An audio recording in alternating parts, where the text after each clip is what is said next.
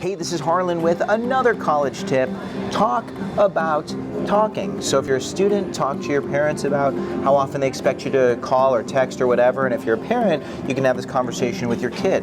And even if you're already at school, you can still have this conversation. You can say, hey, we should have talked about this, or I should have mentioned this. And also talk about the best way to communicate. So what happens is if there isn't this expectation, it's really easy for there to be misunderstandings.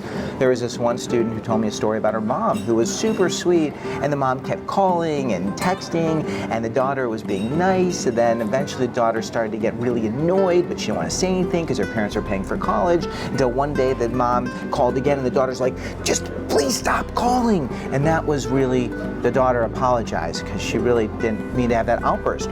But having this conversation and setting up expectations can be very helpful so that each person understands.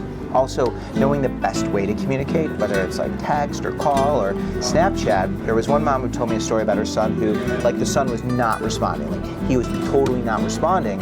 And the mom eventually threatened the kid. She's like, if you don't respond, I'm not giving you any money.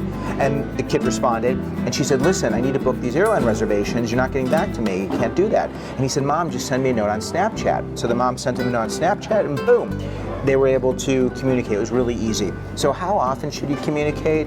That's something that you can discuss. There isn't an exact answer. It varies from family to family. But when you have an understanding of how frequently you're going to communicate, if one person's doing it more or less, that can give you an understanding that maybe something else is happening. So talk about talking to avoid any miscommunication. How about that?